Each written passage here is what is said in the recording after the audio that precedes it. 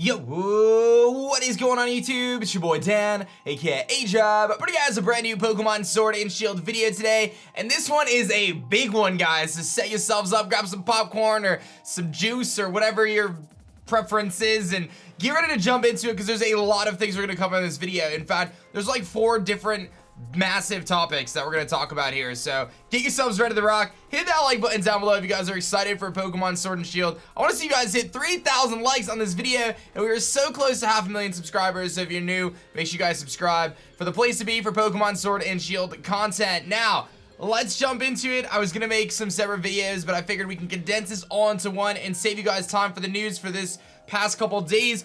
Pokemon Go has leaked that there is going to be Galarian forms. Maybe. It's pretty interesting stuff here. So, in the most recent kind of pull of the Pokemon Go files, essentially that get uploaded to the game, kind of behind the scenes, there was some information regarding Galarian forms in Galar Pokedex header. This makes a lot of sense. Not really a super big surprise that there's going to be some sort of a tie-in with Galarian forms when Sword and Shield comes out. So Sword and Shield's going to come out, and there's going to be a community day on the day after, the 16th, and it's very likely that shortly thereafter they're going to have Galarian forms spawning in Pokemon Go to kind of promote Pokemon Sword and Shield. So Galarian Weezing, Galarian Linoone, Obstagoon, etc. Those Pokemon are most likely to make an appearance into Sword and Shield and into Pokemon Go, obviously, and that's kind of where we're coming from. So that's pretty crazy stuff that there is going to be Galar Pokedex header, Galarian forms, etc., etc. And then there's some coding about it says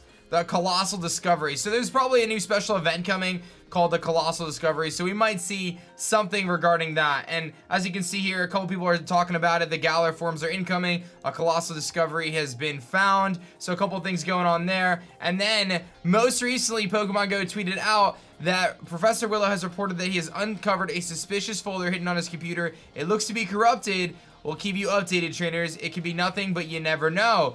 And when people think about Colossal Discovery, you immediately think Regigigas. Now, Registeel, Regirock, and Regice have been already shown in Pokemon Go. They're already available, but we don't have Regigigas, and a special research really aligns pretty closely to how we would probably get Regigigas. However, this post here looks very much so like Rotom. Anytime you're dealing in the Pokemon universe with like computers and files corruption and whatever else, you generally immediately think to Rotom. So, shouts to JT Gilly, by the way. You immediately think Rotom. So I don't know if it's going to be Regigigas. I don't know if it's going to be Rotom, but very interesting stuff nonetheless regarding that. It does seem as though that Galarian forms are coming to Pokemon Go, probably right around the time that Sword and Shield comes out. The next thing is, we had a leaked video for the poster for the new Pokemon anime.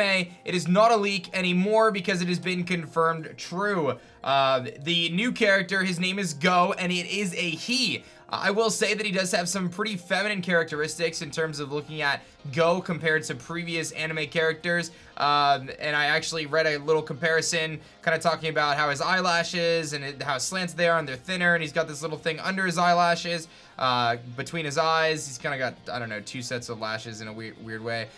So I read about that, and that is generally on the female characters, but nevertheless, regardless of all that, however you want to define him, it is a guy, and his name is Go, and he has Scorbunny, and he is going to be teaming up with Ash in this new Pokemon anime. So this was indeed a real leak.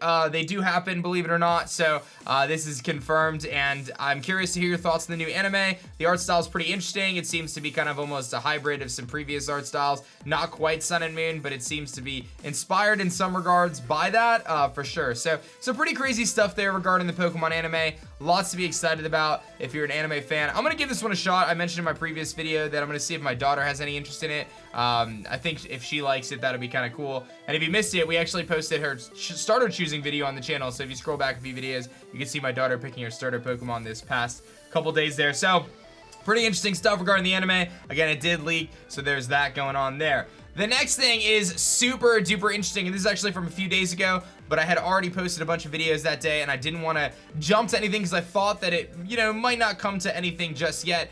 But for those who don't know, the Pokemon Club website, which I guess is kind of like a separate website for the Pokemon Club, on the Japanese website has Crabbies all over it. So if you look at these pictures from Joe's Twitter, you can see the Crabbies have replaced different words in the text, and I believe everywhere where it says the word club, is where Crabby appears. So pretty interesting stuff, and I believe Crabby's Japanese name is actually club, or there's some sort of pun there where it ties in and it makes sense. And a lot of people are speculating that this could be the first signs of what could be Galarian Krabby.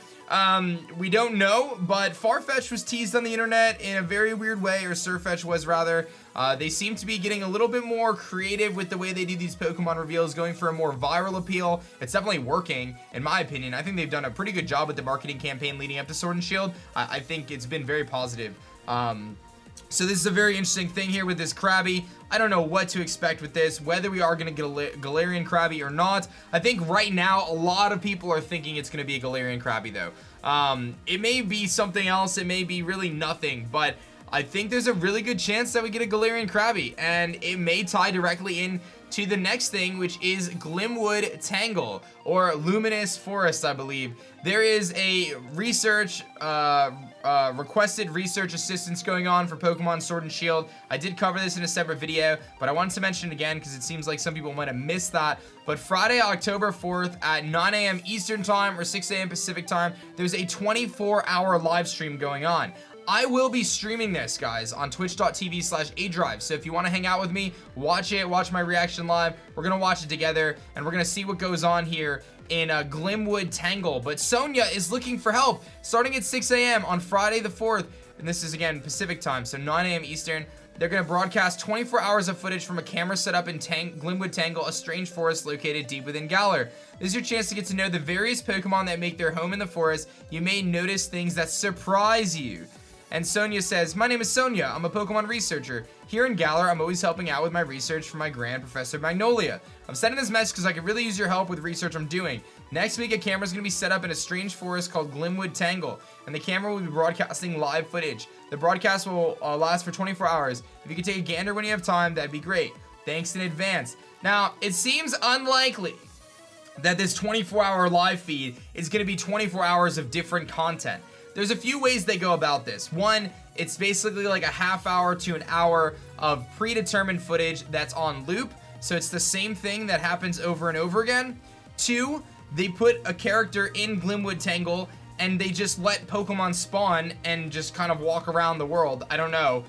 The camera's set up, so perhaps they do that and you just get to see the Pokemon kind of spawning, but you don't get to interact with any of them. It's just going to be them walking around. Three, someone is running into the Pokemon, encountering them, battling them, catching them, running from them, whatever it is, and then we maybe get a little bit more insight on that.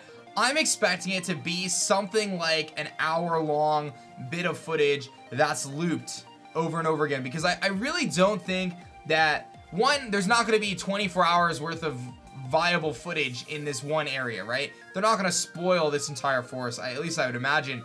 But I'm sure they have, you know, 1 to 4 Pokemon that are new that they want to showcase. And as someone who loves bug-type Pokemon, I am ecstatic for this, guys. Like, I legitimately cannot wait till October 4th. I'm so excited to potentially get our first new bug Pokemon in Galar. I really like a lot of the designs that we've seen so far with Corviknight and Duraludon and Dreadnought. There's been some really cool new Pokemon. I really want some sick Galarian bug types, and I've been saying, like, give us the Sun and Moon treatment where they give us Araquanid, Golisopod, Vikavolt, and Ribombee. Give us a couple new bug forms. If you remember in Kalos, they only gave us Vivillon, which was a big bummer.